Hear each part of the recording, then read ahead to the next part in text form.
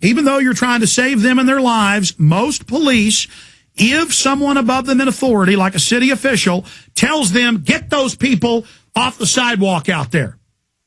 And when you submit, first they'll push you to the sidewalk, then they'll push you across the street.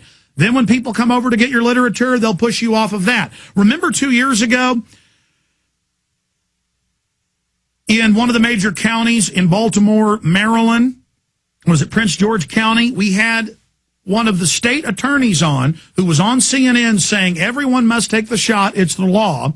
Over 2,000 children and their parents showed up at the courthouse. They were police dogs. This was on CNN. Riot police. We've had guests on who were there. The police told them you can't even stand off the property giving people flyers or talking to them.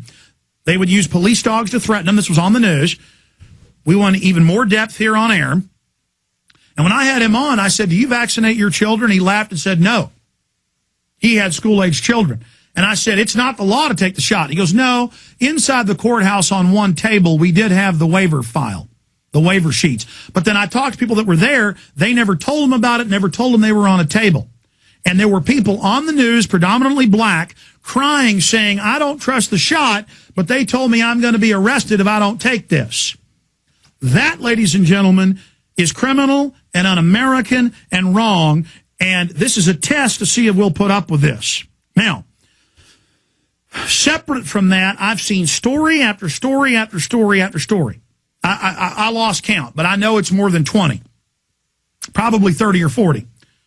I see so many of these, I don't even cover them most of the time when a new one comes across my desk the last 6 months with all this fear-mongering, where they tell parents that, no, we didn't inject your child, or we didn't give them a flu mist, or we didn't give them a vaccine, the seasonal shot, or now the H1N1. And then it even makes it in the newspaper that, oh, there's a controversy, the school says the children are lying, even though they'll have whole groups of children saying it in elementary, middle school, and high school. Here is a news piece out of right here in the United States where this indeed did happen, and the school admits it, but says they screwed up. No, they're lining your children up without your authorization and doing this to them. And that's what the executive order states. So they're testing to see what they can get away with. Here it is. Has a lot of questions tonight after he says his son was given the H1N1 vaccination at school without his permission. The child got the vaccination from Montgomery County health officials at Camargo Elementary School. But his dad says the child has other health issues that make this vaccination potentially dangerous. Sherelle Roberts talked with the upset father and school officials for tonight's top story.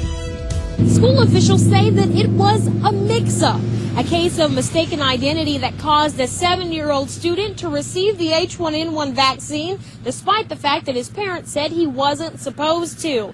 And now the young man's parents are upset. They want authorities to revisit their procedures and possibly change them to make sure this doesn't happen to another child. I picked him up from school, and he said he'd been to the nurse's station and he got medicine sprayed in his nose. And we didn't give him consent to do so. So Matthew Angel called his son's school's nurses station and discovered his son had been given the flu mist vaccination for H1N1. They said, we're sorry, we got the wrong kid by mistake. The flu mist was supposed to go to another child who had a similar name to Jacob Wages. Sorry, hardly fixes it, though. A school is supposed to be a safe place. But the flu mist was not given by a school official.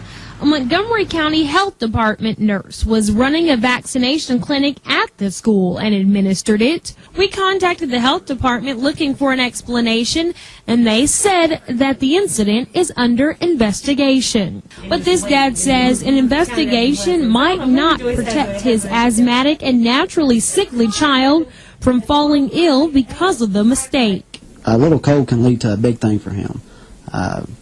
If he runs a temperature, it's not 100.1, it's 105. He and his wife hope the health department's procedures in schools will be changed so this doesn't happen again. And the doctor's excuses and whatnot, I would suggest calling a parent and double check it, instead of just a written consent. How about verbal? And when we spoke to the school superintendent, he says to the best of his knowledge, he's never known any of the health department workers who come to the schools to run clinics to ever have made a mistake Oh, we've never known of them to make a mistake. And, of course, there are several issues here. But first off, we need to remember the government, the criminal group that runs this nation, has been caught more than 20,000 times. That's the numbers that we have in Endgame. You can read hundreds of those cases at whatistheendgame.com, the bibliography for the film. We don't just make these claims of giving people syphilis, letting them die of it, radiating foster children, testing pesticides on foster children, spraying towns with chemicals, biologicals, radiologicals. Government does this over and over and over again. They test on us, mainly to see if they can get groups of doctors and nurses that can be promoted into the whole eugenics system, who they know will carry out secret testing, in many cases with lethal substances, on the population.